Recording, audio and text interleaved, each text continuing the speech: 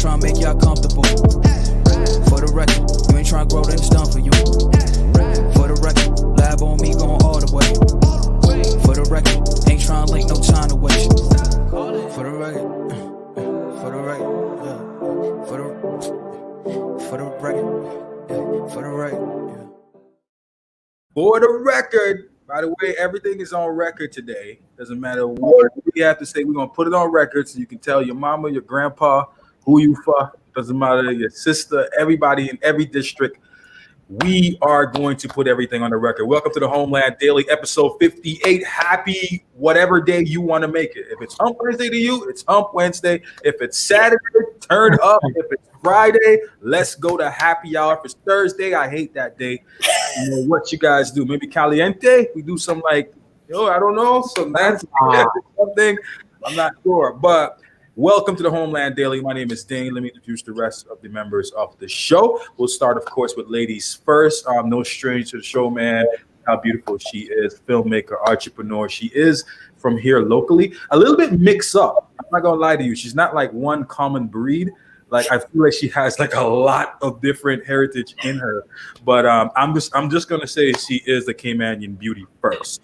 Everything else is secondary, all right? So give it up for Liz Charles. What up, Liz? Hey, Dan. Oh, your intros. Oh, touch my heart. Oh, yeah, one man. of these days, we got to get you to come in last so we can just be like, and Dane has been master of radio past number of years from Dane's backyard.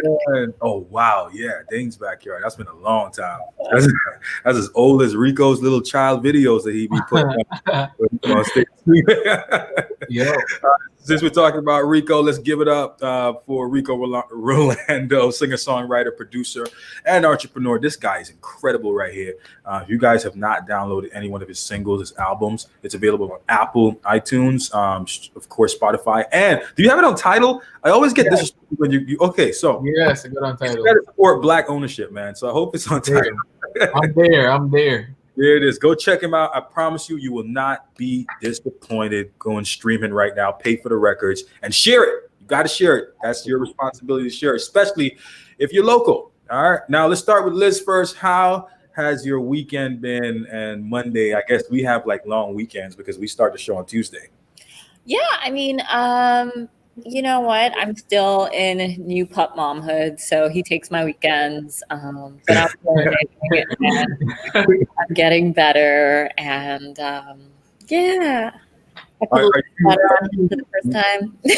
Are you like insanely missing home? I saw that Ronald Forbes put up, "I am officially homesick." Are you like really missing the Cayman Islands right now? Yeah, I put that up a week ago. Yeah, Ronald too. Yeah, Ronald did the same thing, man. I guess, yeah, it's time to come home, guys.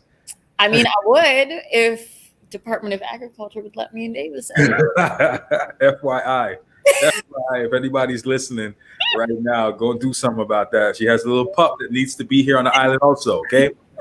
First class ticket on the turtle. All right, Rico, how was your weekend, man?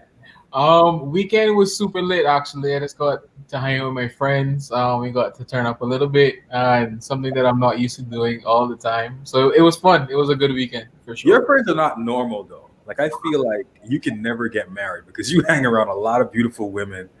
And I don't know. I agree to that. To, like, really trust you to hang out with your friends. Where you going? Hang out with my friends? No, you're not. You're not going. You are not going to Cuba at all. I love Cuba. Cuba's where I'm from, but I'm just saying you stand a better chance to go to Cuba than hang out with your friends. Like if you get married, that's how much girls you hang out with. Then you drink water while I discuss this, so you know that's the problem. Yep. All right. My weekend was man, listen guys, I need some help here because I'm getting old and I don't want to accept that. I think the last time I had to accept it was when I went to the club, and I'm gonna call him out with my homeboy Cottrell. I went in the club because we just wanted to feel young again. And we went in there, and this was a while back, and I had this girl come up to me and she was like, "Hey, Mr. Dane, how you doing?" Like, what? I'm like, "Hey, Mr. Dane, how's your daughter doing?" It was my daughter's friend. And I'm like, first of all, You need to go home. It's past your time, your bedtime.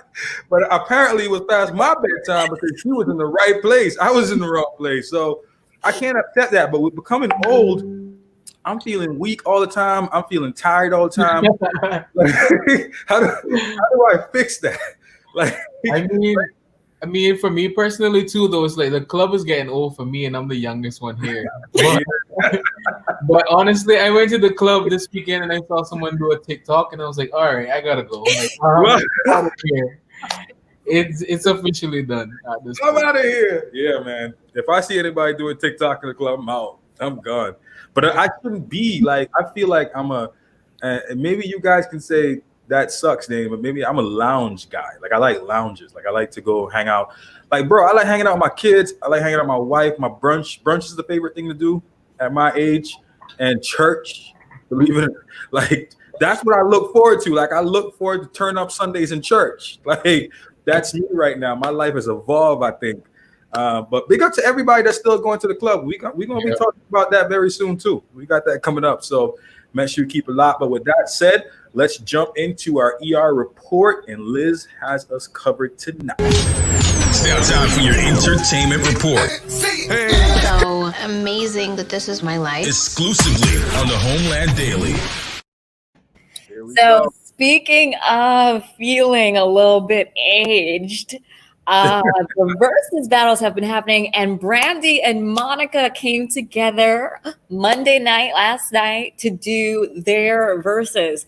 So they united. They did The Boy Is Mine last. But, you know, these two have long been rumored from like way back when to be feuding. Like it's for years. It's been like there's a beef between Monica and Brandy ever since they did The Boy Is Mine. Apparently, what was it? The AMAs? Monica apparently punched Brandy the first time they met each other. And so it's always been like a feud and stuff like that. And so, but anyway, everybody tuned in last night to see how it was going to go down because they always like throwing a little shade at each other, like on Twitter. When you guys remember the So Gone challenge when that was happening? Like was doing this, so wasn't it on TikTok? I think it was on TikTok.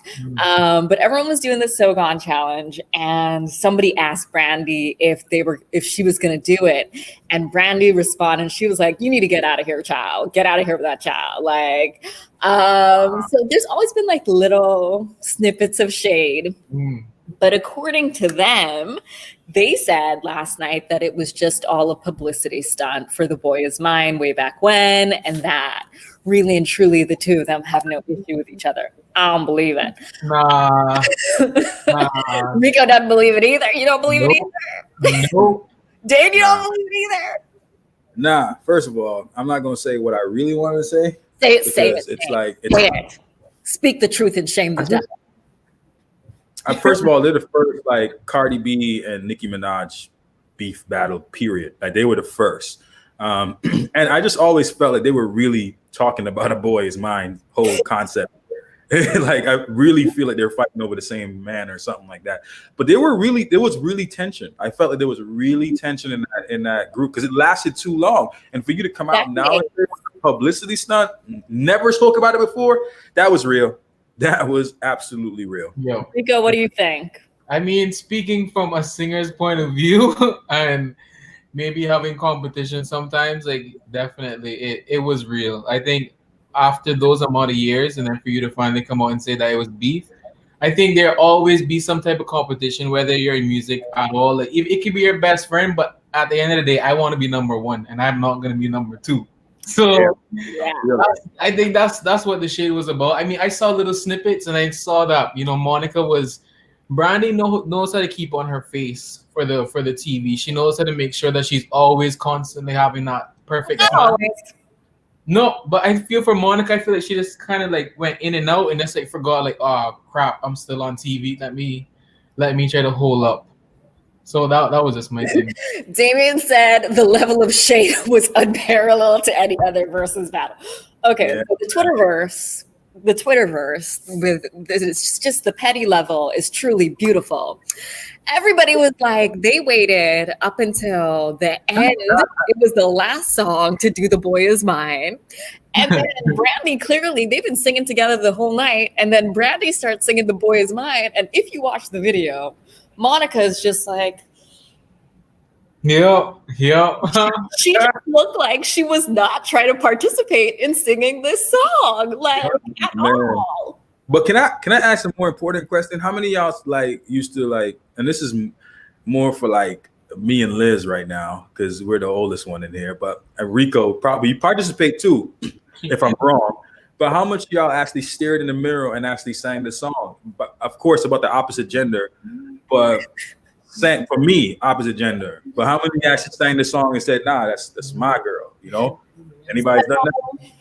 I don't really like stare in the mirror and sing, but like, I mean, you know, I have like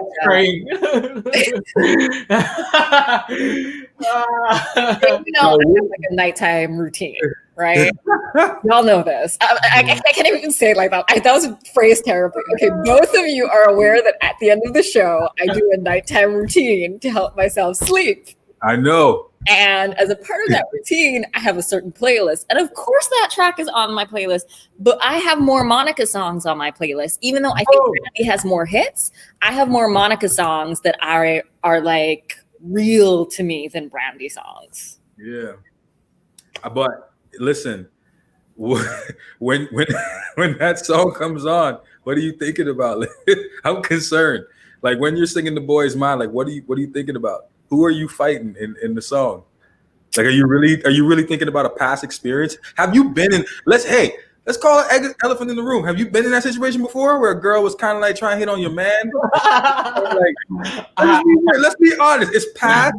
Like it's done. This is double jeopardy. This can't happen again. Like, have you been in that situation where a girl is trying to hit on someone who's being? And you want to check her because Liz, you are literally the most polite, professional female I know. So is there a hood in you? Like, would you knock a chick out? Is there a Monica in me that would punch a chick? Honestly, I just don't feel like it's my place to check other women over men. I just don't.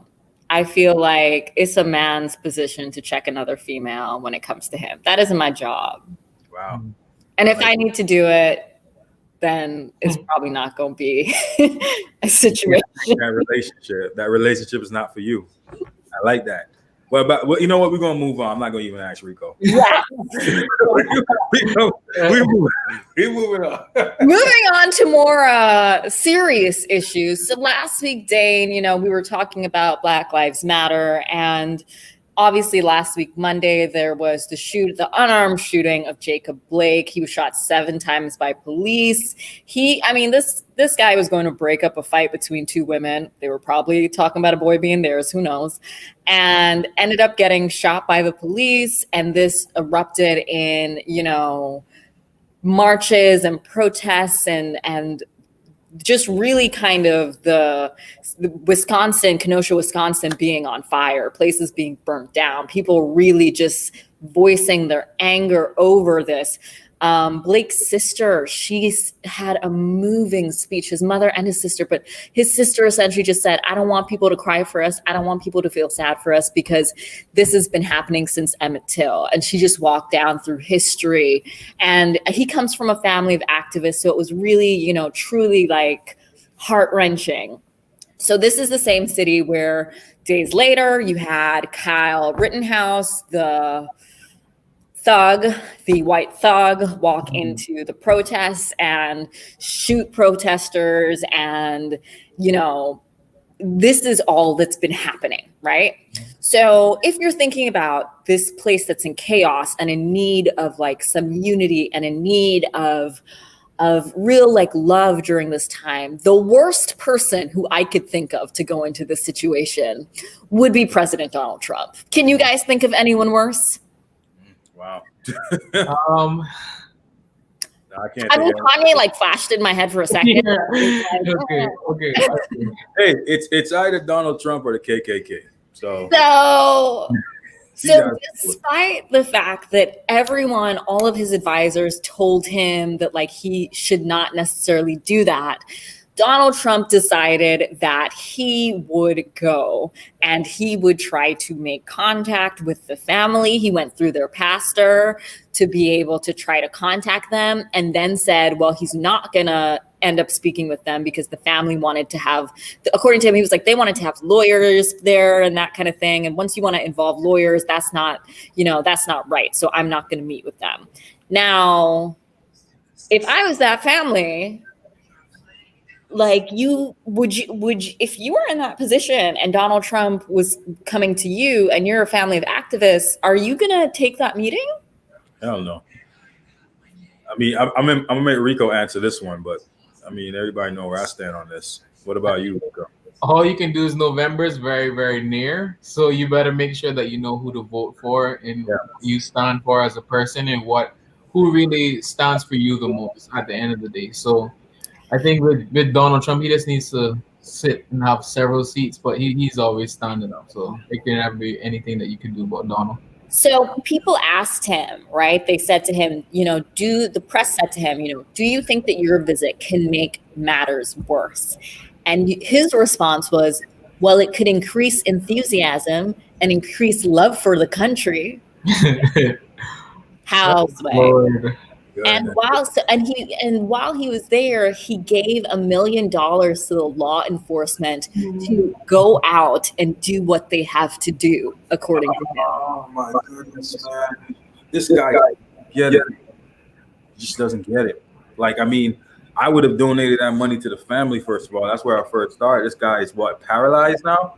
Like, literally, he can never in his life will be able to walk. How about making sure that man is taken care of for the rest of his life? Because you've already taken half of his life by doing what you did. Like, he will never be able to think about this, guy. He will never be able to play ball with his kids. Never be able to walk at Disney World with his kids. Has 3 kids. The first dance with his daughter. Like, come on. Like, you've taken a lot from this young man, and you're going to give the police department more ammo to continue to buy more bullets. That's basically what you're doing. That's what you're saying. You support, hey, police officers, go ahead and do what you want to do. Shoot several more shots, 8 more shots if you want to, behind the back of an unarmed black man. So let me ask you guys this. What do you think is motivating Trump? Why do you think he's doing this, Rico? What's going through his mind? It's obviously the voting is coming up in Donald Trump. Like, his fire is racism. Like, that's what really fuels his vote system. That's what gets all his stuff going up. So, I mean, he's very smart in that way, where his tactic is he knows what demographic to go to, which is racist people. And there's a lot of underlying racism in the US. So he knows that he has that voting section. And now to do something like this, I think that only enhances whatever his evil vendetta is right now that he's trying to do.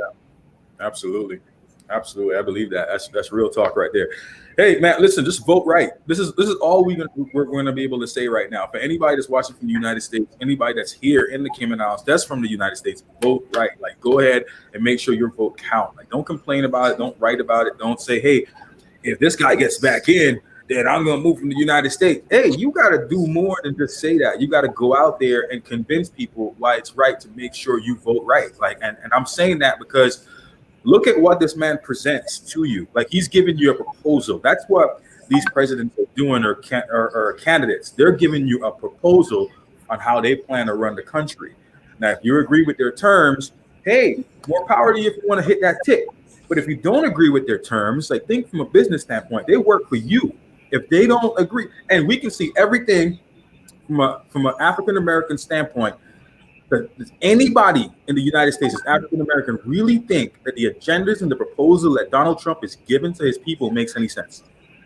Any sense at all? Does it protect the rights of black people? Does it protect black people? Does it make black people better? The funny thing about it is people seem to forget that, like, when you uplift the most marginalized, you end up uplifting everyone. Like, really and truly, like, it doesn't. True. I feel like supremacy and like that kind of stuff is so short-sighted. It's so short-sighted. Very like, because if if you are not for the rights of like building up and bringing equality to the country, and you're doing the kinds of tactics that Trump is doing, then all you're doing is destabilizing the country further. And as you destabilize the country, you're destabilizing your economy. You're really not benefiting yourself. I agree. That's well said, Liz. Well said. All right, man. We're going for it right. Yeah, bringing it home. I mean, we're responsible for ourselves as locals in Cayman, and you know, we've just gone through a quarantine. Cayman made it over the hump, but we've had some issues lately. And you know, a man was stabbed multiple times during an altercation with another man over the weekend. He was in hospital he was in serious condition, but he's stabilized, and the other suspect left. And then again today, someone else was also stabbed. And the detective superintendent is saying right now, Cayman is having violent knife attacks almost every weekend since COVID restrictions were lifted. So almost every single weekend, people are getting into fights, people are stabbing each other, and it's usually alcohol fueled. So people are drinking too much, getting into fights, and they are injuring each other. So you have one person was arrested for murder. It led to murder over the weekend. Again today, same thing. And so fatal stabbings increasing in the island is really problematic. But I think it's really important that he said that so many of them are alcohol fueled, because it got me to think that about what are some of the, because it's easy for us to often just like blame stuff and say, okay, well, people aren't acting right. People aren't this, that, and the other. Yeah. But the truth is that we're in the middle of a pandemic. There was a lockdown for months. It was not normal life. I mean, I don't know about you guys, but I've talked to people who I have a friend who went back to rehab because he just realized, he was like, yo, I was home more. And because I was home more, I ended up drinking more and didn't even realize it. And that can happen sometimes when you don't have social systems in place to be able to check you for those checks and balances with other people. And so I want to ask you guys, you know, as we see this being a trend at home, do you feel like this could be a result of like a collective trauma that we might be going through? Do you expect more stuff like this to happen? How are you feeling about these incidences taking place? Because they could have chosen to go to Seafire like Dane and the rest of the people who've been, you know, staycationing it up, but people are instead turning to violent means. Yeah, man, we gotta be careful that it doesn't end up in institutions like that. Matter of fact, we gotta be careful it doesn't end up anywhere at all. Listen, the most important vessel that you're ever going to drive is your body. It's you. It's your mind. It's what God has given you. Take care of your mental health. And I'm not ashamed to say this, hands up, I have a counselor that I see. You can find counselors online. You can find counselors locally. It's important to take care of your mind, especially now during this pandemic, this crisis, this uncertainty, the new normal that we're going through. Seek someone. I believe in like the power of the faces of three, right? Like go and see a counselor. Go and have a powerful friend that's Christ-minded, or just a positive friend, period, if you don't believe in the kingdom or the Bible or Jesus. That's good for you. But if you don't, find somebody and seek someone that's positive. And also for me, the third person in my life is a pastor. I go and seek wisdom. I go and seek advice because I go through these things too. Like I go through matters where I feel down, I feel depressed. It could be the same thing. I can go out there and seek substance abuse, like liquor, and then we know where that goes. You automatically feel like you're Iron Man and you can attack anybody and you have something to prove. It's like what Jay-Z just said recently. A lot of these people are going through trauma and people don't realize that. A lot of these thugs are going through trauma. Yep. So when you look at these people, they're asking you, what are you looking at? And they think you see them. They think you saw their trauma. They think you saw the abuse. They think you saw the beatings they used to get from their parents, like beatings, like beatdowns. Or you saw what girls used to say to them, like you will never have me, or teachers used to say to them that you will amount to be nothing. So they think you see their trauma. So my advice to you, to people that's listening, especially men, go and seek help. And for people that are listening, you know you have somebody that's in this situation, check on your strongest friend. Because I think men are afraid to live life on their knees. And by knees, I mean like get down on your knees and pray, bro.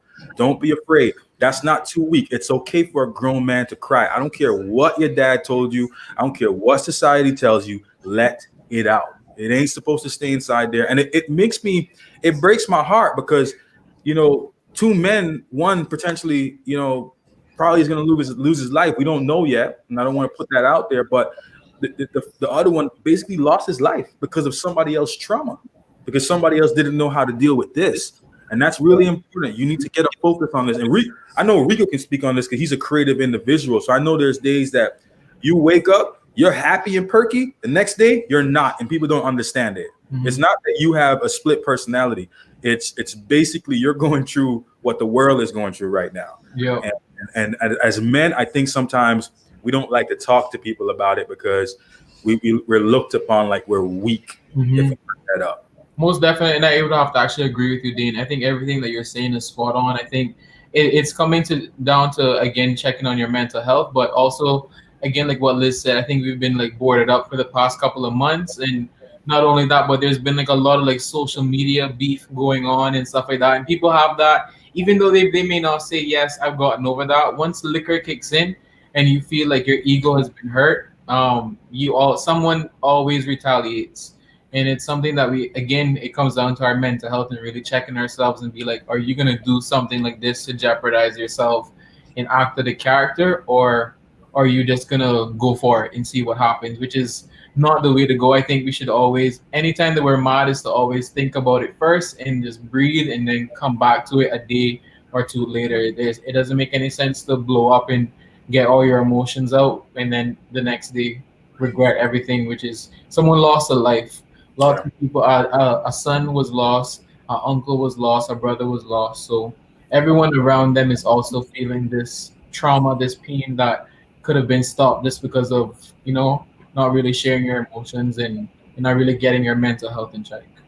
Yeah, man. If anybody wants to talk, reach out to me. I'm not afraid to take conversations. I would rather you reach out to me than go and kill somebody or kill yourself. And I won't look at it weird if you say, Dane, I heard you that night. I felt inclined to call you. I'll listen. I'll be a listening ear and I'll talk to you.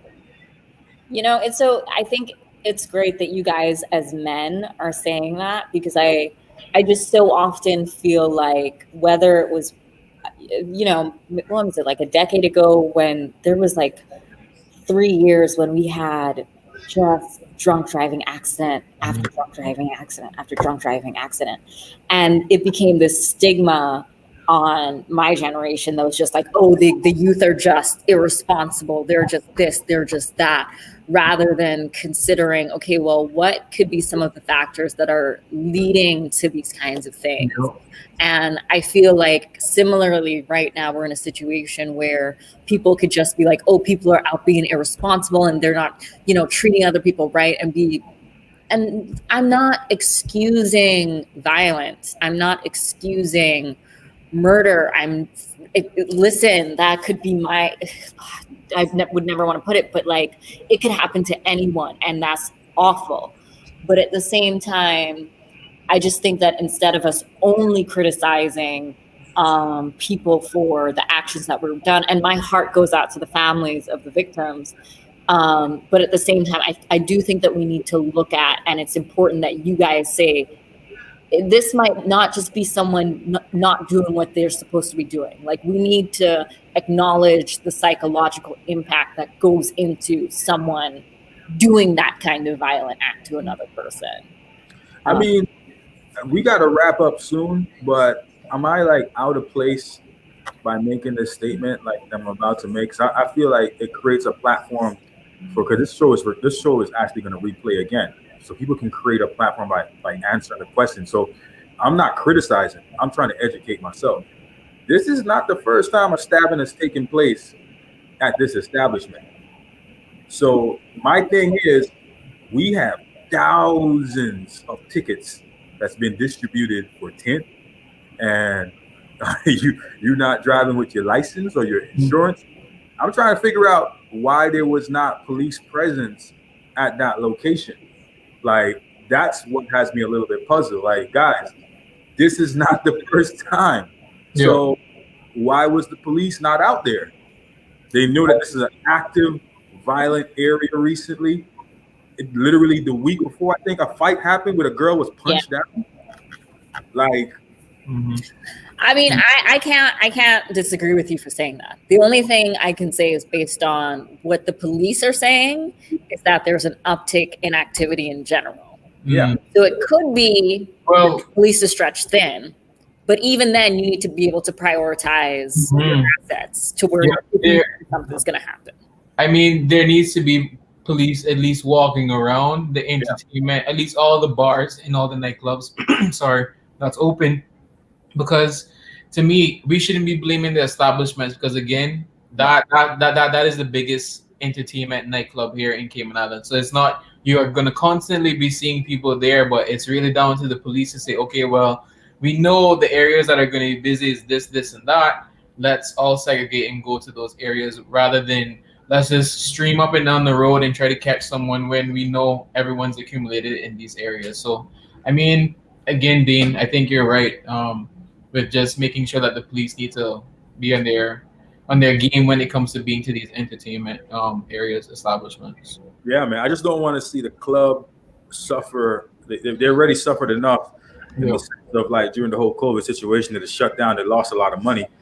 I would hate to see this club suffer because there wasn't enough policing in that area and because of bad apples. That just doesn't make any sense to me because this did take place outside of the club, a distance away from the club.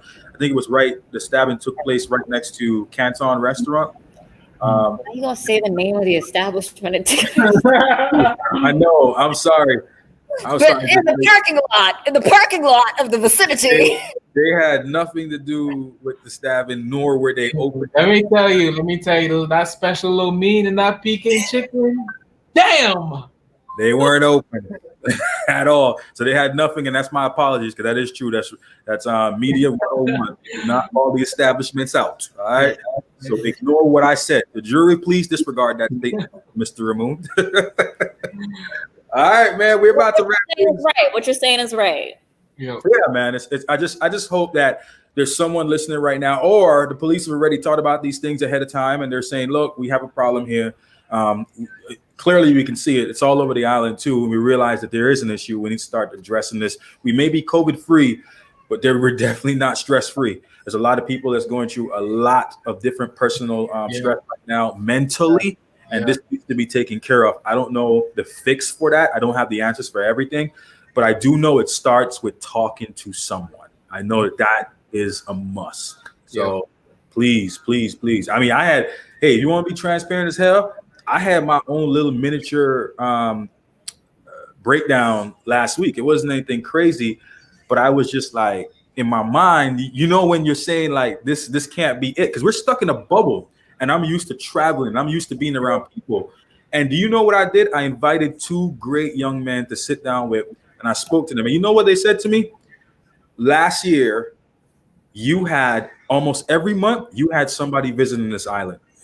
I feel like you feed off of other people. That's your love language. Like you feed off of people. You feed off of talking to people. Mm-hmm. You feed after meeting new individuals and growing your mind. And that wasn't happening. You were stuck in the house. So of course you're going to go through this miniature breakdown because your life has totally changed. And the way that you love to express yourself, you need to be around people. You really need to be around people, So that was my thing. That was what I was going through. So you got to figure out how to fix that. You got to fix that, man. We all have to, at the end of the day, and this is my last thought, is that we need to treat ourselves and each other with compassion. And just think about where people are coming from. Yeah.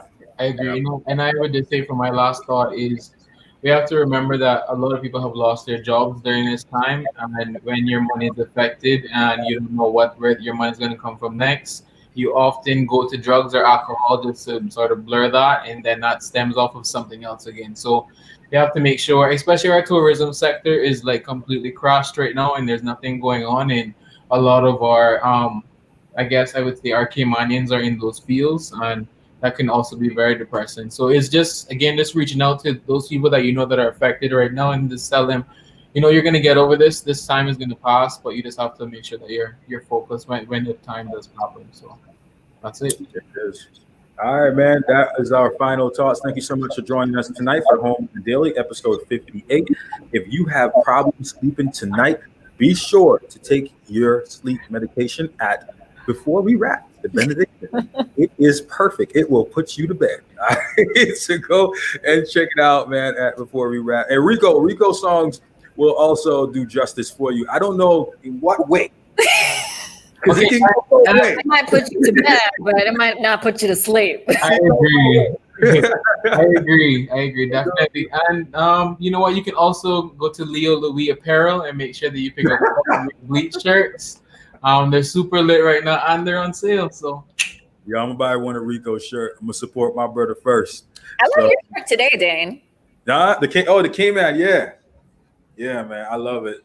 I've been thinking about K-Man a whole lot more, like how to get people back down here because we need more. Liz, we can't wait for you to come down because we need more people. You see familiar faces.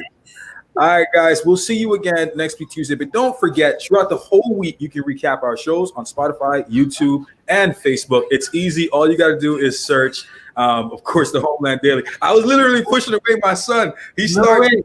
Guys, can you hurry me real quick? Say hi to Rico and Liz. All right, so big congratulations to me because my son goes back to school tomorrow.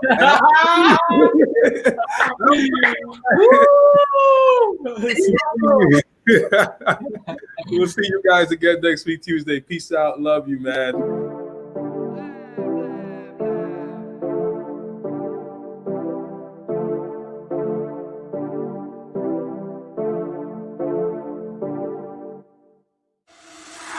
For the record, I'm done trying to make y'all comfortable. For the record, you ain't trying to grow, then it's done for you. For the record, lab on me going all the way. For the record, ain't trying to link, no time to waste. For the record, yeah.